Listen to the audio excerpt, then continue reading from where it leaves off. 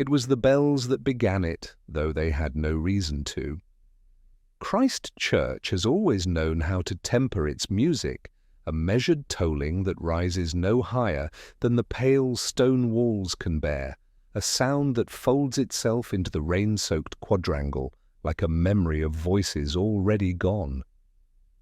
That evening they seemed unusually hesitant, striking a fraction off the beat, as though the ringer's hand had faltered or his mind drifted. I remember pausing beneath Tom Tower and wondering how often imperfection tells us more than mastery. I had no cause to be there, except that I seldom required one. A man in my profession is not expected to admit how much solace he finds in cloisters, in vaulted ceilings where the silence carries its own suspicions. I had walked without plan until the dusk found me inside Christ Church, listening to the drip of water through the ancient gutters. There was a rehearsal of sorts in the cathedral, a choir boy's voice rising too sharply on the upper register, corrected by a weary organist who coughed as if every note passed through his lungs. I stood in the nave, hidden, hearing fragments of Latin break against the pillars. It was then I noticed her. Not the organist, not the boy, but a woman seated several rows back from the chancel, alone, her hands folded against the dark of her skirt. She did not belong there. Students, tourists, vergers move in predictable ways, restless, distracted. She was neither restless nor at ease. Something in her stillness suggested waiting, not worship. I thought fleetingly of the crossword clue I had abandoned in the morning, paper 7 letters. One who attends but not a guest. The answer, which had eluded me all day, was suddenly obvious. Witness. I left before the rehearsal ended. The bells began again as I crossed Peckwater Quad, their hesitant measure repeating itself, unresolved. I ought to have gone home, but there are hours in which the city seems to conspire against solitude. I walked instead towards the meadows, the scent of wet earth rising, the lamps along the high, casting blurred halos through the drizzle. Somewhere behind me I heard the briefest sound of a footfall, then another. Too close to be accidental, too far to be acknowledged, I lengthened my stride, and the echo lengthened with me. When I turned, there was no one. It is easy to mock one's own nerves, and I did, but I could not dismiss the impression of being accompanied, nor could I quite relinquish the image of the woman in the cathedral, her composure too perfect, too rehearsed. I remembered how the light from the stained glass had touched the side of her face, colouring it crimson, and how quickly she had lowered her eyes when the boy sang a note just sharp enough to sting. A reaction too swift to be aesthetic, almost as if the sound itself had unsettled her. At the gate, by St. Aldate's, I paused, lit a cigarette, and found my hands unsteady. The bells struck once more, a minor chord that refused its resolution, and I felt absurdly that the whole of Oxford was withholding something. In such moments one recalls trifles, a letter unopened on the desk, a name overheard in the pub, a phrase circled twice in a notebook. I could not have said why, but I knew, with a certainty, that tomorrow the case, though I had not yet given it that name, would begin here, in the cloisters of Christ Church, beneath the bells that stumbled in their duty. Later, in the dim room I called home, I tried to resume the crossword. 7 letters. Witness. Yet another clue caught my eye. Sound that lingers after the music ends. 6 letters. The answer was echo. I thought of the bells, the footsteps, the voice of the choir boy, and of the woman who sat too still. An echo is not the thing itself, but it refuses to die. In that refusal lies its meaning. I closed the paper without filling the word in, preferring for once to let the answer remain suspended. Dusk arrives in Oxford not as a descent, but as a withdrawal. Light recedes reluctantly across the quadrangles, drawing long shadows from cloister to cloister, until the stone itself appears to breathe with some private fatigue. I have always preferred that hour. The streets are thin with tourists, the scholars drift towards their suppers, and the colleges seem for a moment almost faithful to their pasts. Yet in that retreat of colour there is also an unease, a sense that something is lingering, waiting, reluctant to leave with the light. I returned to Christ Church the following evening. Habit, I told myself, though I knew better. The day had yielded little beyond a crossword whose clues had resisted even my better moods. One stuck in particular 5 letters, seen but not heard. I penciled in image and then erased it, dissatisfied. It was with that half-answer circling my thoughts that I crossed the meadow gate just as the lamps began to burn pale through the mist. The cathedral was locked, as I expected, but the college grounds were still open. I wandered through Tom Quad, its expanse unusually deserted, the fountain silent as if in respect. A porter standing by his lodge gave me the briefest nod. He asked if I had lost my way. I said no, I was merely looking. He replied, a touch too quickly, that most things worth looking for were inside, though locked up at this hour. His tone suggested warning more than courtesy. I thanked him, and he watched me longer than politeness required. I continued, past the hall windows glowing with the faint outline of portraits, the echo of cutlery behind glass. The sound of boys' laughter trailed down from an upper staircase, breaking into fragments before the stone absorbed it. It was then I saw the woman again, crossing the far end of the quad. Her step was brisker than the night before, though she paused to adjust a glove, as if aware of observation. I could not tell whether she had seen me.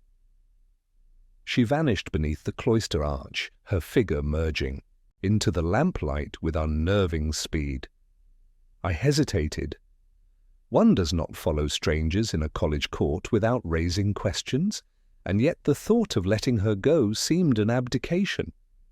I walked the long side of the quad and turned the corner in time to glimpse only the barest trace of her coat disappearing up a staircase marked "No Entry, Private." A careless mistake, perhaps, or something else. I stood for a while beneath the arch, staring at the carved stonework above.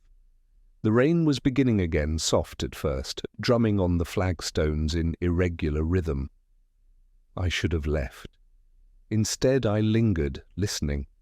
A door closed somewhere above me, but the sound was curiously muffled, as though padded. Then silence. I thought of the porter's words. Most things worth looking for were inside. Perhaps he had not intended to betray more than a cliché, but the phrasing clung to me. I crossed back towards Peckwater Quad. Students hurried past with their gowns folded under their arms, faces already turned to dinner. One young man, distracted, dropped a sheaf of papers. I bent to help him gather them. Among the essays and scrawled notes, I glimpsed a page torn from a hymn book, hastily folded, a fragment of Latin underlined twice. He snatched it back before I could read further. He muttered thanks and vanished into the nearest stairwell, leaving me with the impression of secrecy carried in his haste. Small things easily dismissed, yet I have learned that nothing discarded is ever truly trivial. The bells marked the hour. Their tone was sharper than yesterday, as if tuned in the night, but the rhythm faltered again, just for a beat, a stumble disguised as harmony. I stood beneath Tom Tower listening, cigarette smoke curling in the damp air, and wondered at the persistence of error. Whether in bells or in lives, repetition of a fault is seldom accidental. On my way home, the crossword returned to me. 5 letters, seen but not heard. The word was quiet. I had overlooked the obvious. I smiled without humour, quiet. That was precisely what Christ Church offered at dusk, a quiet so precise it became almost articulate, whispering that behind its locked doors and measured courtesies, something unsaid had already begun. There are pubs in Oxford that seem older than the habits they house, places where the air is forever steeped in pipe smoke long after the ban has chased it out, where the tables carry a century of rings from glasses that were set down with too much force or too little care. It was in such a place, half hidden off Holywell, that I found myself on the third evening of that week, though I cannot now recall if I went there to drink or to think. Perhaps the two were never truly distinct for me. The bar was quiet, the fire weak in its grate. Two men in gowns debated the provenance of a quotation, their voices dulled by fatigue, while a girl in a red scarf turned pages of a book with distracted fingers, her glass untouched beside her. I ordered a whiskey and took a corner table where the light barely reached. The wood was sticky, the glass smudged, but the silence suited me. I have always preferred to drink in half darkness.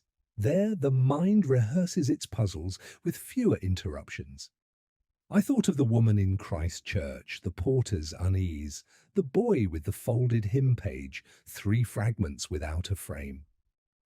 I poured my attention into them as one might attempt a crossword after midnight, when the mind is no longer fresh but perversely sharp in its fatigue. Clue 7 letters, absent yet suggestive. I wrote nothing on the paper napkin before me, but the answer hovered. Vacancy? A man I half knew entered, one of those colleagues from years past, who still greets you with undue familiarity. He asked what I was working on. I said only that I was off duty. He laughed, too loudly, and said I never was. He remarked that I looked tired, and I thought of telling him that tiredness is a form of witness, but instead I asked him about the porter at Christchurch. He frowned, unsure how I knew the man, but muttered that he had been seen recently in strange company, though no one was willing to say whose. I asked nothing further. Ambiguity often serves better than clarity when drink loosens the tongue. He left me soon enough, and I returned to my glass. The girl with the red scarf was gone, her book closed, the chair left askew. The untouched drink still sat there, pale and flat, the condensation marking a faint circle on the table. I stared at it longer than the reason demanded. The absence of a gesture can speak louder than its presence. Why order and not drink? Why leave the glass so neatly in place, as though it had been a prop in a play? Small omissions rarely mean nothing. I finished my whiskey and signalled for another. The barman brought it with the weary air of a man long reconciled to the permanence of his post. I asked if the girl often came in. He shrugged, said she did, but never stayed long. Always seemed to wait for someone, though he never saw them arrive. He added, almost as an afterthought, that she never drank what she ordered. I thanked him, and he looked puzzled, as though gratitude was an alien coin in his trade. When I stepped outside, the night had thickened. Rain slicked the cobbles until the street lamps trembled in the reflections. I walked slowly, listening again for footsteps behind me, though this time there were none. Instead, the silence followed, steady and oppressive, broken only by the faint chime of a clock somewhere beyond the roofs. Back in my room, I poured the last of a bottle into a clean glass and stared at it, as though it might explain itself. The crossword lay open on the desk. 7 letters. Absent, yet suggestive. Vacancy? I wrote it in at last. Beneath it, another clue caught my eye. Left behind after the act is over. 5 letters. I whispered the answer before I wrote it. Remnant. The whiskey tasted bitter. The glass, when I set it down, seemed already empty.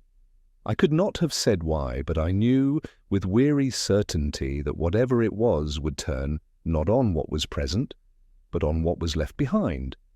Summertown has never much resembled Oxford, at least not the Oxford one carries in the imagination.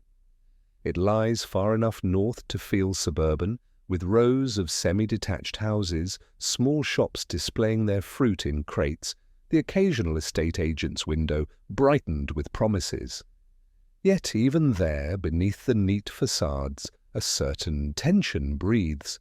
Loss clings as tenaciously to the ordinary as to the cloistered. It was in Summertown that I first met her, the widow. She lived in a house that had once aspired to elegance, though ivy had since subdued its brick, and the windows stared back without confidence. The curtains were drawn half across the panes, as if reluctant to show too much. I rang the bell and waited, hearing the shuffle of cautious feet before the door opened. She was older than I expected, her hair pulled too tightly back, her dress a little dated, yet her gaze had a firmness that unsettled. She asked whether I had come about the notice. I told her no, I had questions of another kind. She sighed, her breath carrying a faint scent of lavender, and led me into a room that felt both inhabited and abandoned. A tea set rested untouched on the low table, dust marking the rim of the saucers. Books lay stacked beside an armchair, their spines unbroken, as if chosen but never opened. We sat. I asked about her late husband. She said his name with a pause before it, as though speaking into a void. He had been a fellow once, though not at Christ Church, she added quickly. He had died quietly, or so the doctor told her, though she had her doubts. I asked why. She hesitated, smoothing the fabric of her skirt, before replying that silence in a man can sometimes be too complete. There are pauses, she said, that do not belong to peace but to concealment. Her words clung to me, though I said little in return. She poured tea, the liquid pail, and we drank without appetite. I noticed that her cup was chipped on the rim, yet she turned it so that the crack faced inward, away from her mouth. A small act, unconscious perhaps, but it told me something. A woman who disguises a flaw even to herself is one who knows more than she confesses. She asked what had taken me to Christ Church. I said only that I was listening to bells. She smiled faintly as if she knew better, and asked whether the bells were in tune. I told her they stumbled. She nodded. She had heard them too many times, though she did not care for them. They reminded her of a question posed, but never answered. Her eyes drifted toward the curtained window, as though listening for them even there. I shifted the conversation. Did her husband have any acquaintances among the porters or choirmen? She seemed to stiffen, then replied that he had often spoken of the porters with a mixture of disdain and envy. They saw everything, she said, yet were never required to explain, unlike scholars who are expected to interpret every silence. I asked whether he had mentioned one in particular. She shook her head, though her fingers gripped the edge of her cup too tightly. A denial can sometimes reveal more than an admission. As I prepared to leave, she asked if I did crosswords. I told her I did. She said her husband had loved them, though he rarely finished one. He preferred the clues to the solutions, she said, because once answered, they lost their power. She smiled faintly at that, though her eyes glistened. I thought then of the puzzle I had abandoned on my desk that morning. 6 letters. Unfinished grief. The word had not come to me then, but in her presence it arrived quietly. Widow. Outside the rain had ceased, leaving the pavement slick with reflected light. I walked towards the Banbury Road, the taste of weak tea still on my tongue. Summertown's shop fronts were shuttered now, and the buses groaned past with few passengers. I paused beneath a lamp, scribbled the answer in my notebook, and considered how grief alters the timbre of a voice, the rhythm of a gesture. The widow had said more in her hesitations than in her words, and it was her silence I carried back with me. In Oxford, silence is never neutral. It accumulates like damp in the stone, invisible until it leaves its trace. The widow's silence, brittle yet deliberate, told me she had known something of her husband's affairs that she could not or wouldn't place into words. Perhaps she was waiting for someone else to supply them. Perhaps she feared the sound of her own voice. I walked on, knowing only that the bells, when next they stumbled, would remind me of her unfinished sentences and of a glass, chipped but carefully turned, from sight. Oxford's quarrels are seldom loud. They are written in the margins, tucked away in the prefaces of books, whispered in common rooms where the fire burns low and the sherry is thin. There is a particular cruelty in academic hostility. It dresses itself in civility while each phrase sharpens the blade a little further. That week I found myself drawn into such quarrels, though I had neither appetite nor patience for them. The Bodleian was my refuge. I arrived in the late morning, though the sky outside suggested dusk, and took a seat in Duke Humphreys where the air smelled of dust and parchment. Students worked in silence, their pens scratching with dutiful rhythm. Across the aisle, two elderly dons bent over the same folio, each pointing to footnotes as though they were battle maps. Their argument was muted but unmistakable. The word misattribution floated once above the hush, followed by plagiarism, before retreating into a brittle silence. I turned a page but listened all the same. It was there I met Dr. Calloway. He appeared suddenly at my side, a man whose spectacles seemed too heavy for his narrow nose, his gown frayed at the edges. He asked if I had come to read or to pry. I told him that the distinction was often difficult. He chuckled without warmth. He said the college had been torn lately by feuds more suited to schoolboys than scholars, yet serious enough to ruin reputations. He named no names, but his eyes flicked toward the two men with the folio. I asked him whether such feuds had touched Christchurch. He adjusted his spectacles and replied that Christchurch was touched by everything sooner or later. We walked together to the cloisters, where our steps echoed against the stone. He spoke of a certain paper, a lecture given years before, which had been copied almost verbatim by another fellow and passed off as his own. The matter had been buried, but resentment never leaves the soil of Oxford. He remarked that footnotes conceal more sins than confessions. Then he asked, too casually, whether I believed a man might die for a misattribution. I said nothing, and he smiled as if my silence confirmed his suspicion. Later that day, in a small cafe off Broad Street, I sifted through my notes. Names half-remembered, dates uncertain, fragments of conversation, none of it yet cohered.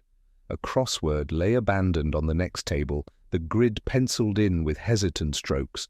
One clue remained empty, 9 letters, dispute concealed in learned text. I studied it for a moment before the answer arrived with irritating clarity. Controversy. I almost wrote it myself, but resisted. Someone else's crossword is a private map of their confusion. Still, the coincidence stayed with me. By evening I had returned to Christchurch. The porter greeted me with his usual reserve, though his glance lingered on my notebook. He asked whether I had spoken to the widow in Summertown. I admitted I had. He said only, "Then you know more than most." Before I could reply, a group of undergraduates passed, their laughter sharp as breaking glass. The porter turned away, busying himself with papers that required no attention, a gesture of dismissal but also of fear. I dined alone at a small inn, the kind that serves ale without conviction and stew without detail. A professor at the next table argued with his companion over a translation of Horace, their tones rising until the landlord intervened. One insisted that a single line had been deliberately altered to diminish the reputation of another scholar. The other laughed and said men had killed for less. I ate slowly, letting their quarrel wash over me, hearing in it the same rhythm as the dons in the library. Always the footnotes, the sources, the unacknowledged debts. Academic feuds are bloodless, except when they are not. Back in my room, the day's fragments pressed against me. The widow's silences, the porter's unease, the girl who never drank her glass, the dons murmuring over footnotes. I thought again of Dr. Calloway's question. Could a man die for a misattribution? The city itself seemed to answer, for Oxford has always believed that reputations are worth more than lives. I turned the crossword toward me, wrote in the missing word at last, and closed the paper. Controversy. Some answers fit too well and yet solve nothing. The news came not with drama, but with the dry neutrality of a constable's report. A body had been found in Jericho, not the first, and unlikely to be the last. Jericho carries its history uneasily, once the workers' quarter, later the haunt of artists and students, now a patchwork of pubs, small flats, and whispered scandals. It is a place that wears its changes poorly, like a coat too hastily mended. And that evening, under a sky low with rain, I walked its streets with the curious sense of déjà vu, as though the city were rehearsing a tune it had played before. The man was discovered in a narrow lane behind Walton Street, where the bins leaned crooked against damp walls. He had been a lecturer of some modest repute, though the details of his subject already escape me. Classics, perhaps, or theology, something with footnotes and grudges attached. His body lay twisted, as though dropped mid-thought, his spectacles bent at an odd angle across his cheek. The constable on duty told me he had been seen earlier that day in the company of a woman. He said the word woman as though it covered both identity and motive. I said nothing. I studied the ground. Rain had darkened the cobbles, but one cigarette end lay pale and unsodden, freshly discarded. The lecturer did not smoke. A trifle, perhaps, but trifles are the currency of murder. I pocketed it, though I knew its testimony would be limited. Jericho on a wet night offers no clarity. Music drifted faintly from a pub, blurred by the weather.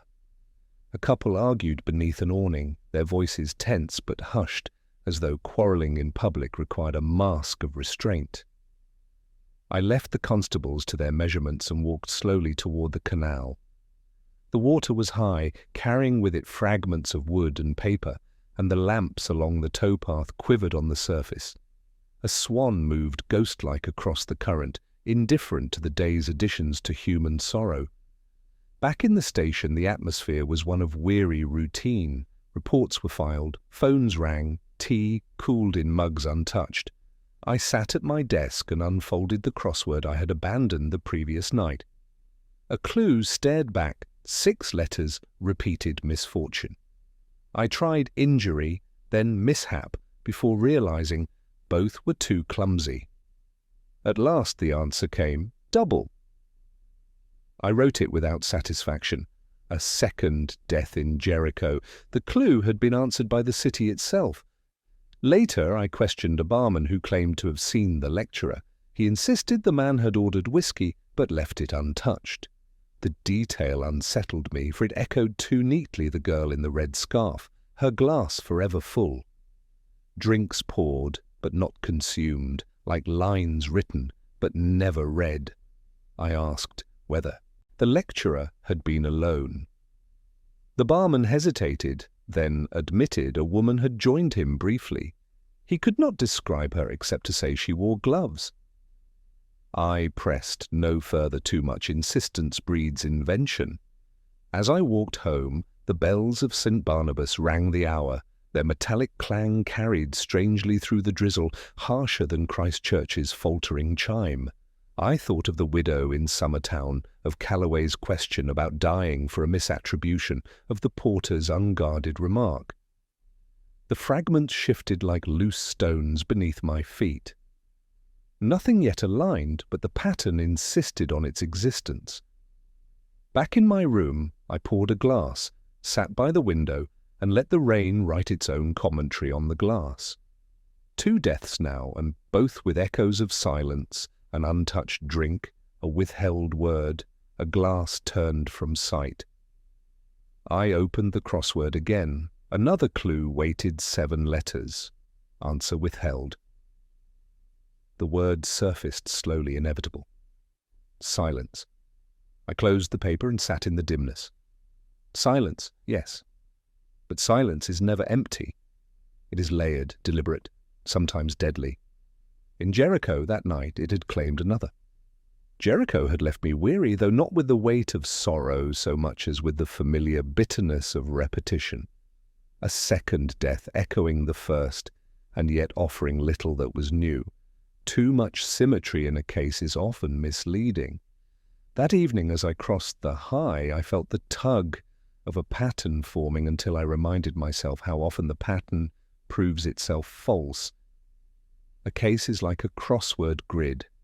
Sometimes the word that fits too neatly is the one that deceives. I found myself in the mitre, the sort of inn that leans on its past as though it were a crutch. Oak beams, smoke-blackened, portraits of forgotten men whose stern faces suggested they had once believed knowledge to be a matter of certainty. The barmaid recognized me and asked if it was the usual. I nodded, though even habit can feel fraudulent when one's mind is elsewhere. I carried the glass to a table in the corner and watched the ebb of conversations around me, nothing of note, only the trivial quarrels of ordinary men. Yet even trivia can sharpen suspicion. It was there that a colleague, one I had never quite trusted, chose to sit beside me. He spoke with an ease that suggested camaraderie, but pressed too soon into particulars. Had I heard, he asked, that the lecturer in Jericho had been involved in a dispute over funding, that another department had accused him of misappropriation? He seemed eager that I should pursue this trail. I asked what evidence he had. He shrugged, sipped his ale, and said it was only common talk. Common talk, I told him, often carries uncommon intent. He smiled thinly and left his glass half-drained before departing. His haste to plant a seed of suspicion was itself a clue, though whether genuine or calculated I could not yet tell. I stared at his abandoned drink. A pattern again, glasses filled, drinks left unfinished, the girl with the red scarf, the widow's untouched tea, the lecturer's whiskey in Jericho, now this. Was it coincidence, or some faint signature written in hesitation? People betray themselves not by what they do, but by what they decline to complete. Later in my room I unfolded the crossword. One clue struck me with sudden pertinence. 8 letters. A misleading clue in a puzzle. I did not need to think long. Red herring. I wrote it in with reluctant satisfaction. The puzzle had turned literal. I felt the city itself mocking me, placing false trails where clarity ought to lie. The next morning I walked through Broad Street under a mist that dulled the outlines of every building. The Sheldonian loomed like a ghost ship, its cupola blurred, while the Bodleian stone glistened with rain. I sought out Dr. Calloway again, hoping his pedantry might betray something useful. He greeted me with a faint air of triumph, as though already prepared with the answer to a question I had yet to pose. He declared that the lecturer's death was the consequence of professional envy. He claimed to know who had the most to gain. His eagerness was almost rehearsed. I asked him whether he believed in coincidences. He frowned, uncertain of my meaning. I told him that I had come to distrust them. He replied with the easy authority of a man who prefers theory to fact that coincidences were the mortar of human history. But his words, rather than convincing, left me unsettled. Too many voices had lately been urging me toward convenient explanations, footnotes, feuds, and funding disputes, each neatly packaged, each plausible, each incomplete. It was then I noticed his cuff. The edge was faintly damp, though the rain outside had ceased an hour earlier. A detail small enough to ignore, yet one that whispered of proximity to places he had not admitted visiting. I said nothing but filed it away. That evening I returned to Christ Church. The bells faltered once more, their rhythm stumbling like a man unsure of his step. I paused in the quad, the air sharp with the smell of whetstone, and watched the windows flicker to life one by one. Behind each, some private quarrel or silence. I thought of the widow, the girl, the porter, the dons, the colleague in the pub. A web of witnesses, each offering fragments, each withholding more. And yet I could not shake the thought that at least one of them had been deliberately drawing me astray, offering me a red herring with the precision of a seasoned fisherman. Whether out of fear or guile, I could not yet decide. I lit a cigarette, listened to the bells stumble again, and wondered how many more false notes I would have to endure before the melody revealed itself. The Bodleian guards its letters with the gravity of Scripture, locked drawers, catalogued bundles, archivists who handle envelopes as though they were relics. Yet for all the elaborate precautions, things are misplaced with suspicious frequency. Not stolen exactly, merely absent, delayed, forgotten. Oxford has always been skilled in disguising absence as an accident. I went that afternoon under the pretense of consulting a reference, though what I wanted was not a book, but the silence that lingered between the shelves. Duke Humphrey smelled of leather and cold air, and the echo of footsteps carried unnaturally far. An assistant in round spectacles greeted me, brisk and polite, though her glance lingered on the notebook in my hand. I asked about a series of correspondence once belonging to a certain fellow. She searched the register, her fingers efficient, before frowning. The letters, she admitted, were missing from their expected place. Not destroyed, she insisted, merely mislaid. That word unsettled me. Mislaid. The passive comfort of it suggesting no hand, no intention, merely the drift of time. Yet paper does not walk on its own. I asked her when they had last been seen. She hesitated, shuffled cards, then said quietly, "A fortnight ago." I asked who had requested them. She refused at first, then whispered the name of Dr. Calloway. I thanked her, and she turned quickly away, as though ashamed of her own candour. I sat at a long oak table and opened a notebook. My hand moved without conviction, copying fragments of Latin from a volume I did not care to read. Across the hall, two students bent close over their work, whispering in conspiratorial tones. One laughed too abruptly and silenced himself with a glance at the librarian. The sound carried oddly, sharp against the hush, and reminded me of the bells faltering in their rhythm. A stumble disguised as routine. The mislaid letters mattered, not for their content, I did not yet know it, but for their absence. Absence in Oxford is never neutral. A glass left untouched, a curtain drawn too carefully, a page folded twice, a drawer found empty. Each omission argues as loudly as any presence. I left the library and walked through Radcliffe Square. Rain had begun, soft at first, then more insistent, until the cobbles shone like slate. Tourists scurried for shelter, while dons raised their collars against the weather. I paused by the Radcliffe camera, cigarette in hand, watching the smoke dissolve in the damp air. A colleague passed me and remarked, with mock sympathy, that I looked burdened. I replied that I was carrying less than usual. He did not ask what I meant. By evening I was in my room, the crossword folded open on the desk.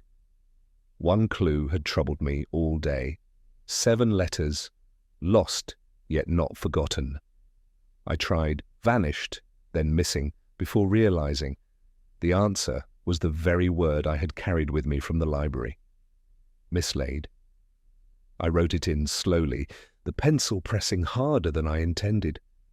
A coincidence, perhaps, yet Oxford has a way of whispering its answers through the most trivial puzzles.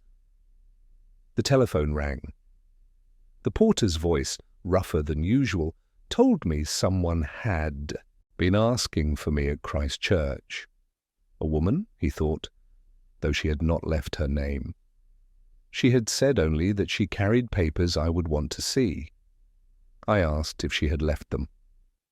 No, he replied. She had promised to return. He sounded uneasy, as though he suspected more than he wished to tell. That night I dreamed of envelopes sealed, unsealed, stacked, scattered. Some bore handwriting I recognized but could not place. Others were blank, though my name was written invisibly across them. I woke with the sense that the case, whatever its shape, was less about words spoken than words withheld, letters mislaid, but not destroyed. I poured a whiskey and sat by the window. The rain had stopped, leaving the streets dark and shining, their reflections deeper than the sky above. In my notebook I wrote a single sentence. Paper is the most fragile of things, yet it endures longer than truth. I closed it quickly, as though ashamed of the thought, and listened to the city breathing through the silence.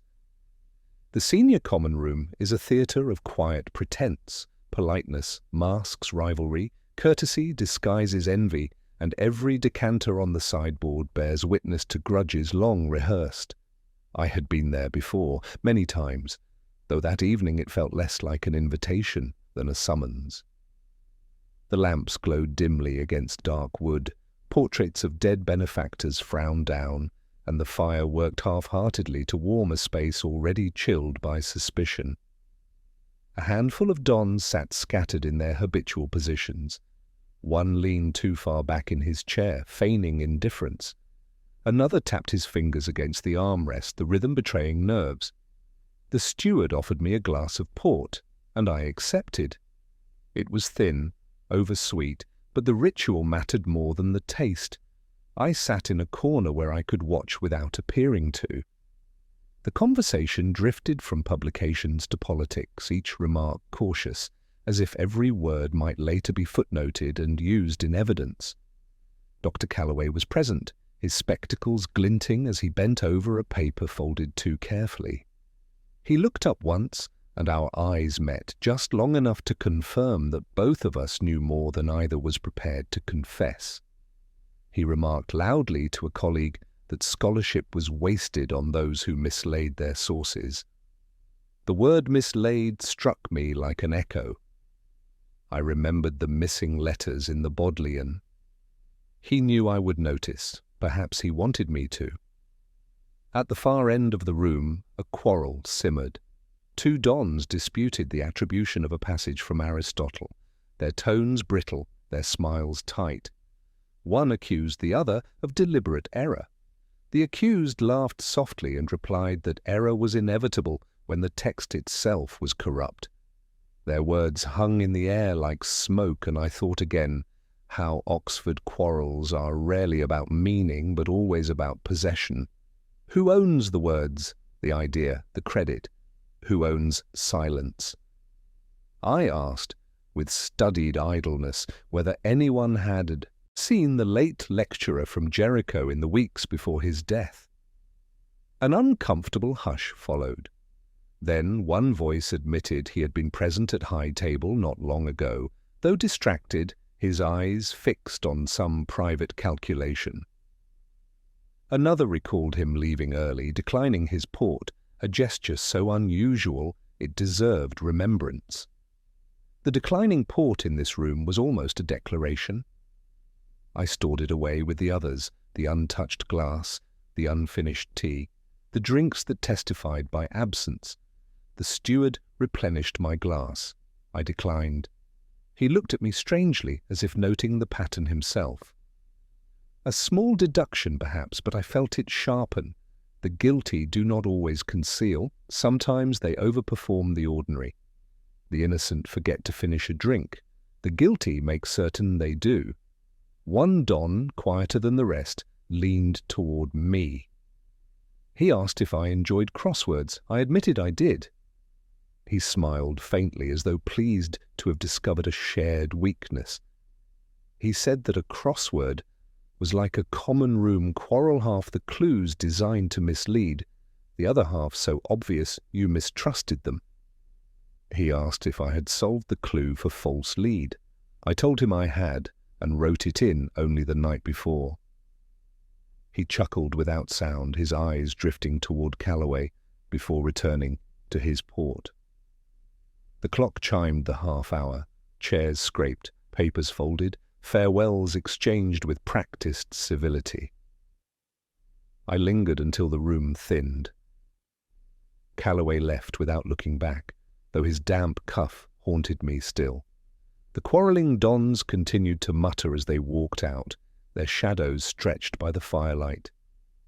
The steward extinguished lamps one by one, each darkening corner deepening the silence. When I stepped outside, the air smelled of rain against old stone. Christ Church Tower loomed across the distance, its bells silent for once, as though resting from their habitual falter. I lit a cigarette and thought again of the word mislaid. Letters gone, glasses left, words withheld.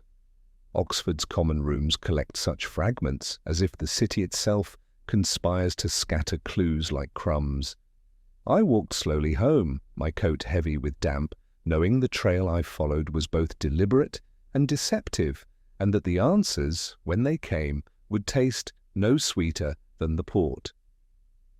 Oxford has always prided itself on remembering its poets correctly. Lines are recited at high table, carved into stone, or whispered by students, as if repetition alone secures truth. Yet it was a misquotation that first turned my thoughts in an unexpected direction. Not shouted, not scrawled, but spoken softly in the cloister by a man who should have known better. I returned to Christ Church late in the afternoon. The sky was heavy with rain, and the stones glistened as though they had absorbed centuries of weeping. In the quad, Dr. Calloway crossed my path. He greeted me with deliberate warmth, as if to erase the chill of our earlier encounters, and recited a fragment from Tennyson. The old order changeth, yielding place to new. Except he altered it. He said changes place to a new one. A small stumble, easily overlooked, but one that caught in my mind like grit in a shoe. Calloway, of all men, did not stumble over lines he had rehearsed all his life, which meant there was no stumble. We walked together for a time, our words polite but tense. He spoke of the Jericho lecturer as if the man's death had been inevitable, the culmination of petty rivalries. I asked him whether inevitability excused indifference. He said indifference was sometimes the only armour left to scholars. His cuff was dry now, neatly pressed, as though someone had erased the earlier trace of rain. Yet I remembered too clearly that damp edge. A detail once noticed cannot be forgotten. In the library later that evening I overheard two students puzzling over a poem. One insisted the line ended with silence, the other with song. Their tutor corrected them, quoting the original, his voice carrying down the aisle of books. I smiled grimly at the coincidence. A misquotation is more than a slip. It reveals what the speaker wishes were true. Calloway's version turned change into choice, inevitability into intention. I wrote it down in my notebook with a question mark. I left the Bodleian and wandered through the lanes. The pubs were beginning to fill, their windows steaming against the cold. I entered one at random, took a corner seat, and ordered whiskey. The crossword lay folded in my pocket. I opened it, pencil in hand, 10 letters, error in citation. I considered misattribution, then inaccuracy, until the answer settled into place. Misquotation. I wrote it in slowly, the letters deliberate, as if they carried more weight than the puzzle intended. A man at the next table leaned over and remarked that I was solving late. I said I often did. He laughed, saying late was the only time worth doing anything. Then, unprompted, he asked if I had known the widow in Summertown. His tone was casual, but his eyes were too curious. I said I had spoken to her briefly. He nodded, finished his drink, and left without further word. Another unfinished glass, another echo in the chain. Walking home, I passed the canal. The water was black, stirred by rain, reflecting lamps as blurred circles. A figure stood by the railing, smoking. For a moment I thought it was the girl with the red scarf. But when she turned, the face was unfamiliar, pale in the lamplight, the expression unreadable. I walked on, yet the thought pursued me how many witnesses linger at the edges, silent, their presence half declared. Back in my room, I placed the crossword on the desk. Misquotation. The word stared back at me with quiet insistence. Calloway's altered line, the student's confusion, the dons disputing Aristotle, the missing letters, the drinks, never finished. All were variations of the same theme distortions of what should be. Precise, a truth mislaid, misquoted, disguised. I poured a whiskey, drank it slowly, and set the glass down empty. For once, nothing left behind. The bells of Christchurch struck the hour, stumbling as ever, their rhythm imperfect. Yet in their imperfection they spoke more truly than Calloway's polished recitations. And I thought, not for the first time, that Oxford thrives less on what is remembered than on what is misremembered, and that in the misquotation lies the clue no one intends to give. Music in Oxford has a way of surviving long after the musicians depart.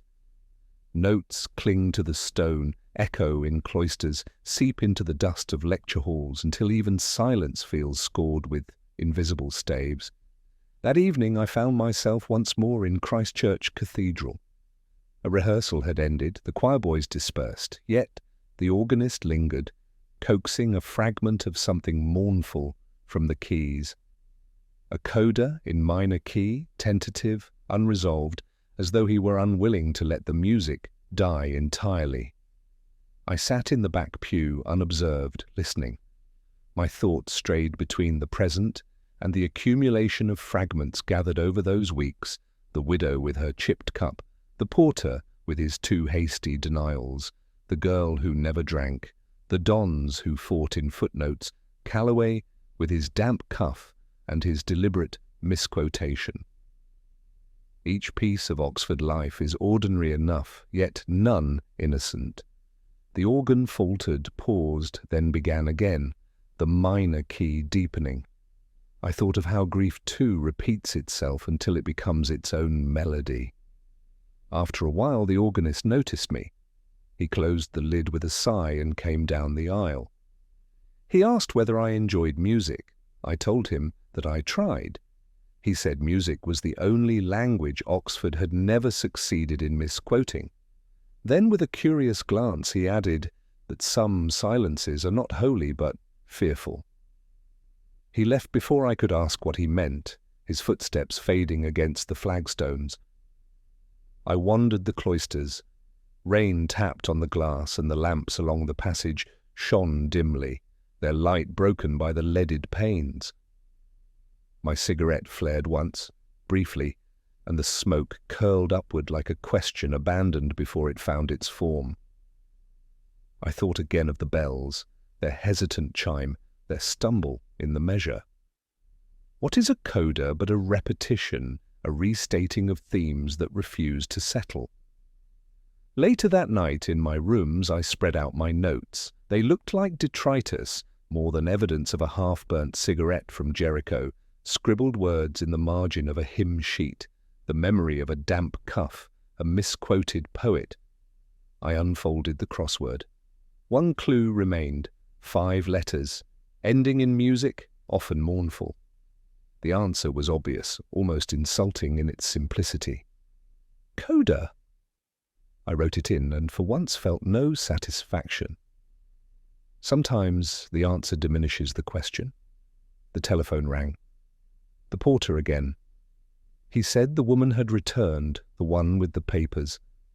She had left them this time, sealed in an envelope, though she declined to give her name. He sounded uneasy, as though the transaction had carried more weight than a simple delivery. I told him I would collect them in the morning. He muttered that the bells had faltered again that evening. I said they always did. He replied, no, this was different. They had stopped altogether for a moment, as though waiting. When I set the receiver down, I realized my glass was empty. The whiskey bottle stood near, drained beside it, the liquid clinging faintly to its sides. I poured the last of it and drank without relish. An empty glass again, but this time wholly so.